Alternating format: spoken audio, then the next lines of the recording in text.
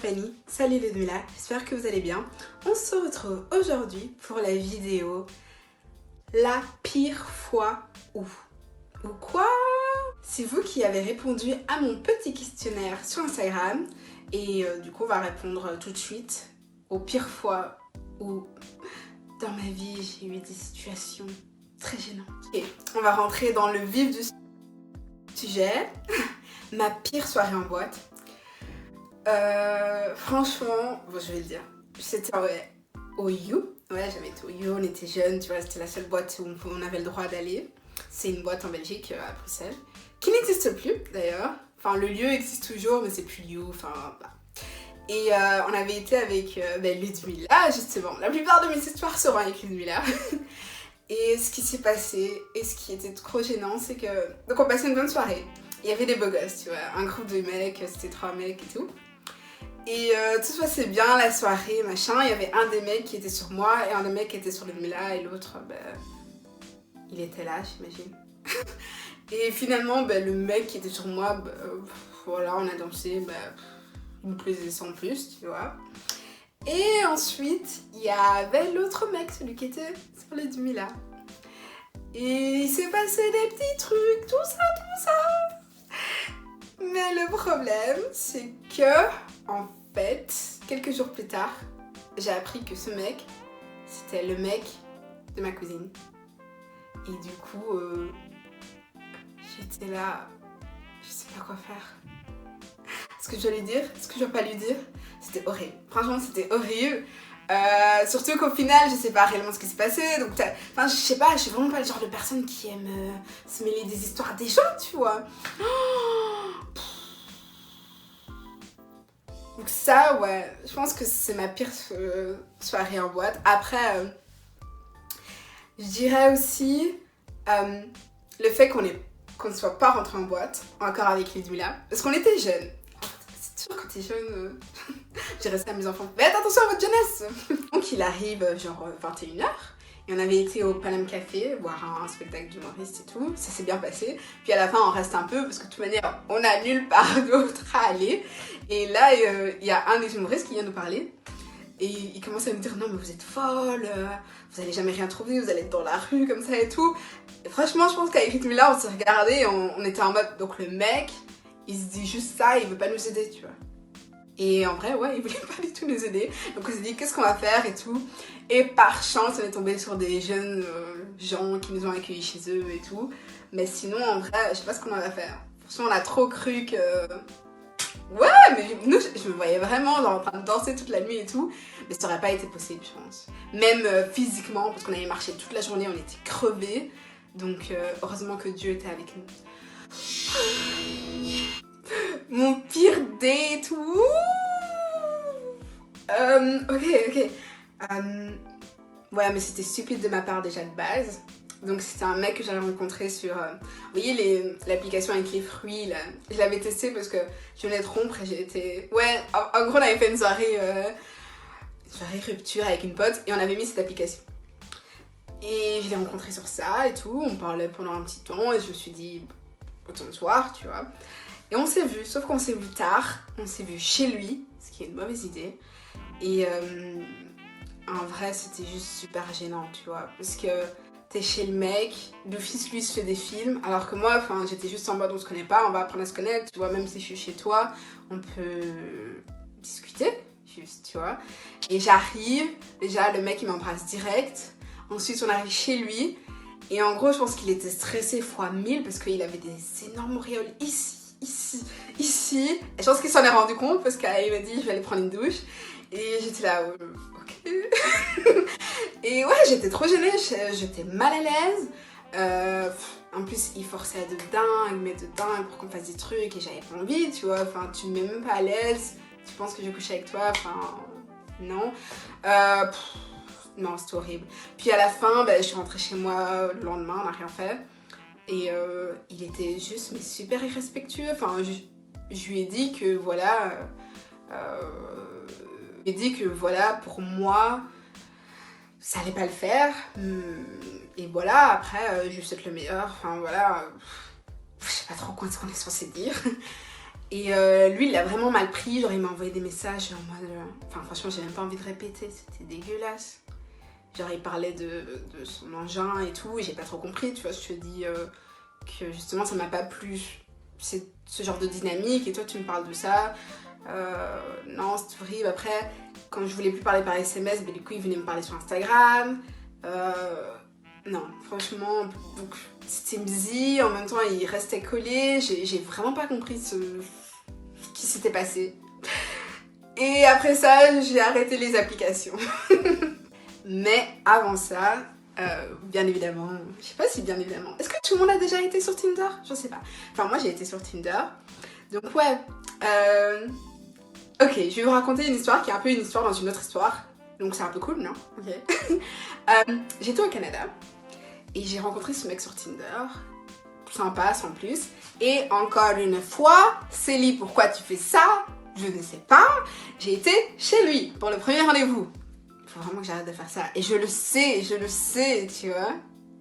Donc je ne sais pas pourquoi je le fais plusieurs fois, mais je vais arrêter. Promis, j'arrête. Et... le problème, c'est que ce mec, j'ai rencontré sur Tinder et après on s'est parlé sur Instagram, mais c'est tout. Et donc on avait que comme moyen de communication quelque chose avec un réseau, enfin avec le wifi quoi. Et au Canada, ben, sur mon téléphone, j'avais pas 4G et tout ça. Donc il m'a donné son adresse et tout, moi j'y vais, boum, boum, boum, boum, boum. Et puis j'arrive devant la porte. Et le problème de son appartement, déjà j'avais même pas son nom de famille, donc dans tous les cas ça allait être la merde, c'est que t'as une porte et t'avais une autre porte, tu vois. Et donc déjà la première porte je pouvais pas l'ouvrir. Donc je suis là et je me dis mais comment je vais faire? Franchement là j'étais vraiment en stress, donc je suis dans un endroit que je connais même pas. En plus c'est vraiment loin de là où j'habite, tu vois, donc j'ai dû prendre plusieurs bus et tout. Je me suis dit c'est la merde, voilà, je vais me faire violer ou kidnapper, je sais pas, voilà. Par chance, il y avait un groupe de mecs, enfin je sais pas trop, non c'était un homme, comme ça, un monsieur âgé qui m'a ouvert la première porte. J'étais là, oh, merci. Et après t'attends, là. Ouais, du coup j'ai attendu, j'avais rien d'autre à faire. Toujours pas de wifi, rien.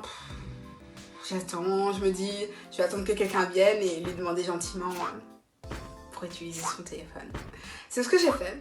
Donc il y avait 2 jeunes qui sont arrivés et j'ai demandé au deuxième jeune, je pense, si je pouvais utiliser son Instagram carrément. Son Instagram pour envoyer un message au mec. Il a accepté, heureusement. Et donc j'ai envoyé un message au mec. Et il est descendu, il est venu me chercher et tout.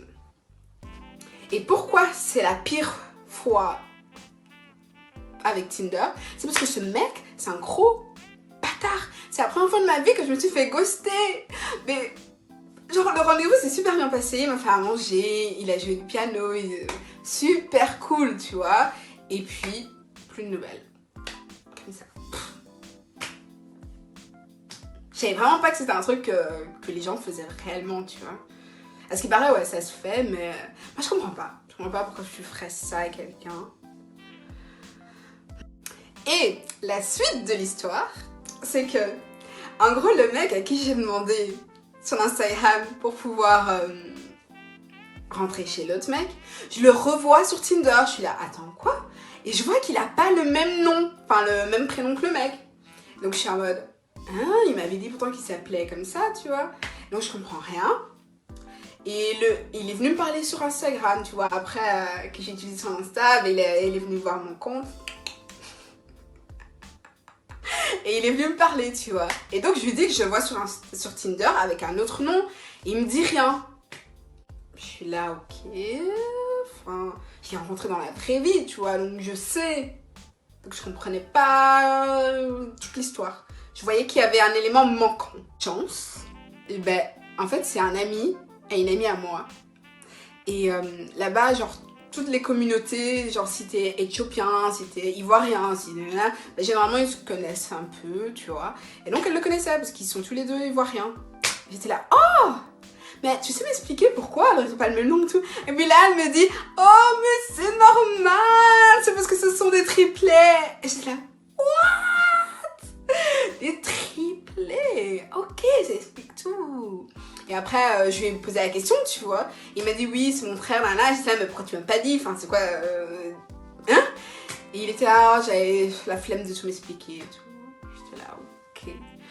Donc ouais, je pense que c'est la pire fois parce que déjà, je me suis fait ghoster. Je le vis encore mal aujourd'hui, je pense. Enfin, non, non, je le vis bien. Mais je sais pas, non, c'est pas un truc que j'ai envie qu'on me fasse. Juste, non. Mais en même temps, j'aime bien cette histoire parce qu'elle est un peu marrante. Et puis c'est la première fois que j'ai rencontré les triplés. La pire fois où j'ai dû aller à l'hôpital... Bah déjà pour commencer, moi je fais partie de ces gens qui aiment les hôpitaux. Je sais pas si on est nombreux sur la planète. Genre j'aime aller chez le dentiste, j'aime la nourriture dans les hôpitaux. Je sais que c'est tout un débat, genre mais moi j'ai aucun problème avec ça. Donc dans ma jeunesse, je me suis jamais rien cassé. D'ailleurs je regretterais. Enfin, moi je voulais trop me casser un truc. Je sais pas vous, mais moi quand j'étais jeune, je voulais avoir un plâtre, qu'on me signe quelque chose. Je voulais avoir un appareil dentaire, je voulais avoir des lunettes. Enfin, tout le truc que maintenant plus personne n'a envie d'avoir. Mais quand j'étais jeune, je voulais trop ça. Et j'ai jamais eu. Et je me suis un peu à un moment spécial où j'ai dû aller à l'hôpital et que ce fut waouh. Après, je sais que quand j'étais jeune, j'ai eu un problème aux amygdales et j'arrivais plus à respirer. Et j'ai presque failli mourir parce que l'hôpital où on avait été ne voulait... Enfin, ils étaient en mode non, c'est rien et tout, alors que je respirais pas, tu vois. Et donc ma mère a dû aller dans un autre hôpital et il neigeait, et enfin... quelle femme forte.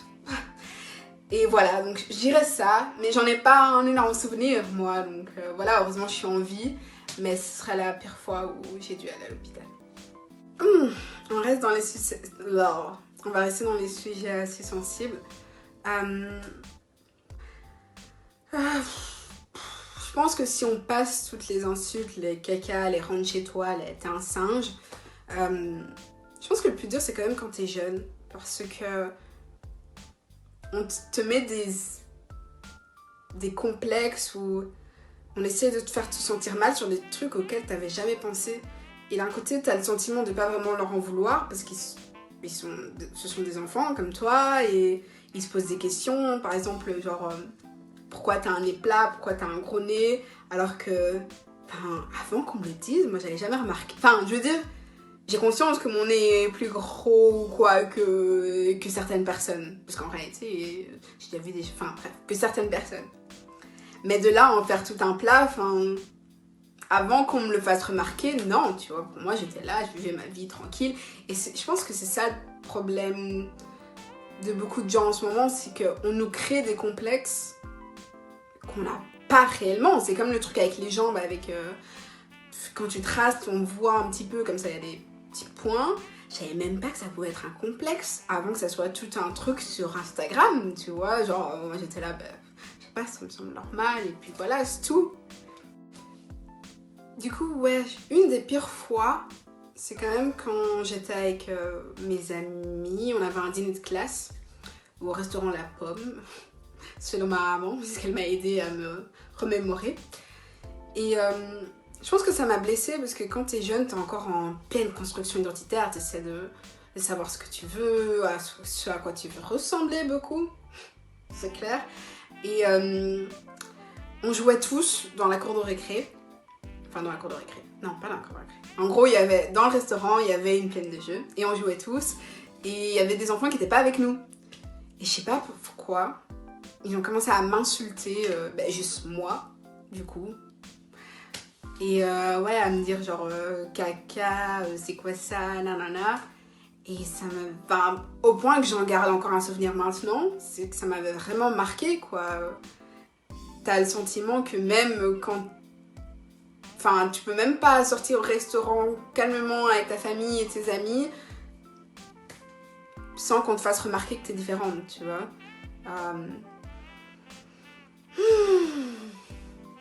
Après, ouais, je pense que ça, c'est le pire. Tout ce qui touche quand même à... Enfin, j'allais dire au physique, mais le fait que je sois noire, c'est clairement physique. Mais c'est vraiment dur, et je pense que c'est encore plus dur peut-être quand t'es une femme, parce qu'on te critique tellement sur ton physique, déjà de base. Et donc là, on te rajoute encore quelque chose pour te critiquer. D'où ce qui vient par après et qui m'a encore fait... Je pense que, ouais, ce sont les 2 points sur lesquels j'ai vraiment souffert. C'est aussi le rejet avec les mecs juste parce que t'es noir, tu vois. Une fois, il y avait un mec qui me plaisait.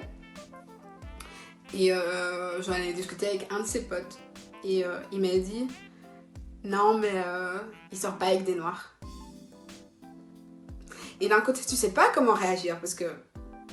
Enfin, personnellement, j'avais pas le sentiment de devoir lui en vouloir. Tu vois, c'est tout à fait son choix, ses préférences. Qu'est-ce que tu veux dire? Franchement, qu'est-ce que tu veux dire? Et puis, dans un sens, est-ce que ça lui donne le droit de... Genre, pas me donner ma chance juste parce que je... Enfin, je sais pas. Je sais vraiment pas comment on est censé réagir à ce genre de choses. Et d'un côté, je me dis, est-ce que t'as envie d'être avec une personne qui, justement, donne pas sa chance à quelqu'un juste à cause d'un trait physique? Bah, au final, non, tu vois. Donc, dans tous les cas, cette personne ne m'attirait pas. Enfin, si, elle m'attire en l'occurrence, mais c'est pas une personne avec qui je voudrais faire plus de choses, sachant déjà que... Enfin, moi, je sais que j'ai besoin d'être avec quelqu'un qui a une ouverture d'esprit, alors si même déjà là, ça coince, quel est l'intérêt? Mais ouais, franchement, c'est quand même assez difficile. Quand tu te cherches et qu'on essaie à chaque fois de montrer que t'es différent, c'était pas tous les jours facile. Enfin voilà, j'espère que cette vidéo vous aura plu. J'espère qu'on se retrouve très vite. J'espère aussi que ça vous a permis d'en savoir un peu plus sur moi. Je pense quand même. J'ai l'impression de m'être livrée comme ça. Waouh, ça fait bizarre. Mais voilà, je vous fais des gros bisous et je vous souhaite tout le meilleur du monde.